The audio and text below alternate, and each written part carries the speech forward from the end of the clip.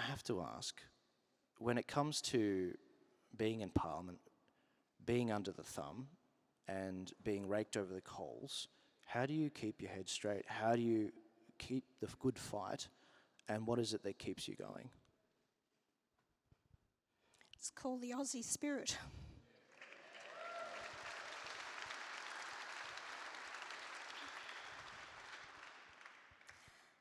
It's been a tough week for me again this week, and I just feel I've been out there trying to do this battle now since 1996, even before 1995, when I was first on Ipswich City Council. Sometimes I feel as if I'm very much alone, and I'm pleased to hear that, because this country means so much to me. I was so privileged to be born in a country like Australia. I would fight to the death for it. And I don't take a backward step in trying to represent the people of this great nation, and especially the people of Queensland who voted for me to represent them. I may not be the most eloquent speaker. I may say it different to others, and even my own children say to me, "Yeah, Mum, we understand that, but can you say it a little bit differently?" I said, "Yeah, okay, which politician do you want me to sound like?"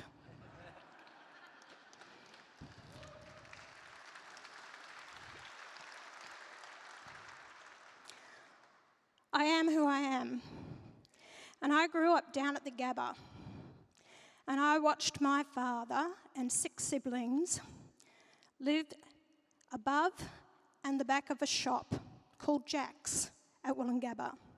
They had for 25 years. I watched my father work 106 hours a week for 25 years. That's where the determination, the work ethic, compassion, caring comes from. We didn't have everything done for us, we had to work for it. Nothing was handed to us, we had to work for it. And that's what I try to take to Parliament. You help people who need a helping hand, you give them that helping hand, but you teach them also it's not going to be their way of life. It is a helping hand. And I think that's the problem with our country, is too many expect that constantly you owe me something, and that has to change.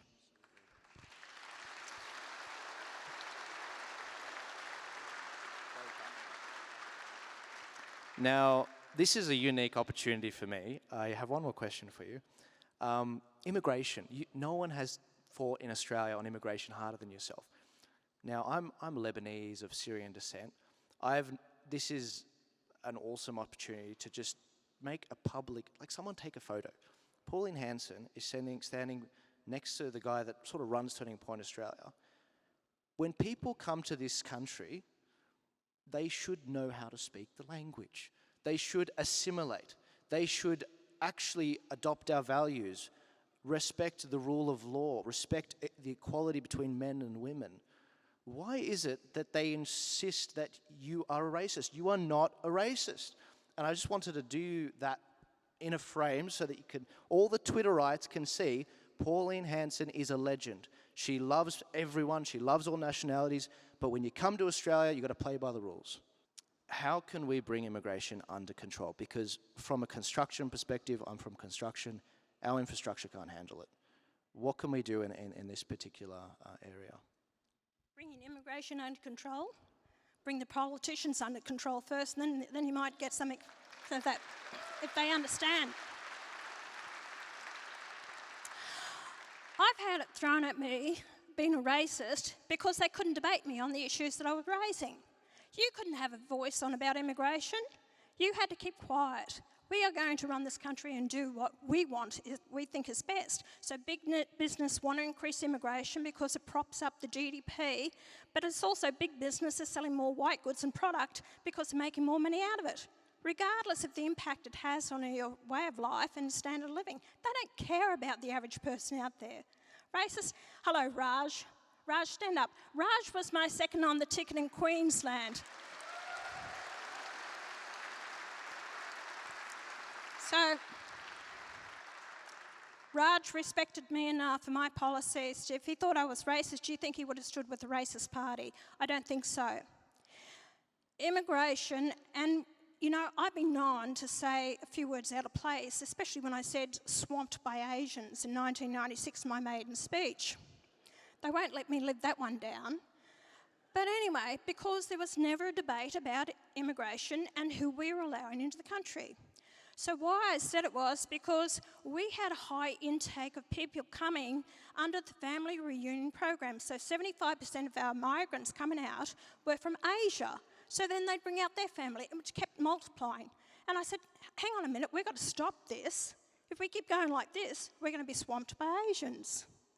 Do you know the number of Asians that come up and hug me and think I'm absolutely wonderful?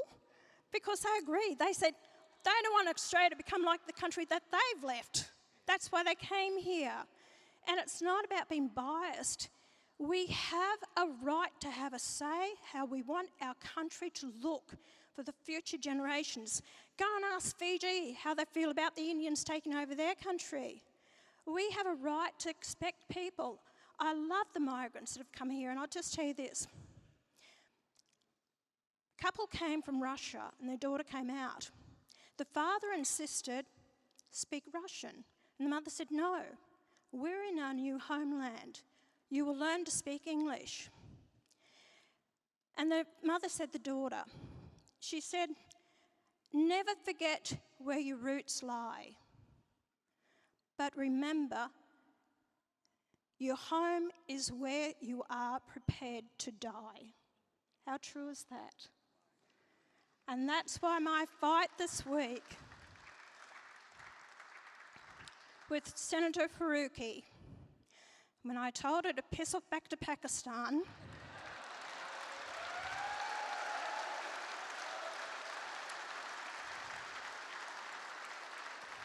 like I said, I'm not the most eloquent of speakers, but you know, I don't beat around the bush. You know exactly where you stand with me. And I said I'll even take her to the airport. And I reiterated that again on the floor of Parliament on Tuesday. But the fact is that I welcome anyone to this country. And I used to say it at the citizenship ceremonies, if you're not prepared to give this country your undivided loyalty, I'll be the first one to take you to the airport and put you on a plane and wave you hooray. They laughed. But that's how I feel about it. Because this country has given me so much, and we should all be able to share it no matter where you come from. But unless we are united in a country under the same laws, treated equally and the same, we will only divide ourselves. And we see that happening to so many places around the world. That's why I fight so hard for it never to happen here in Australia. Thank you very much. Thank you so much. Cheers. Legend. Isn't she great? Yeah.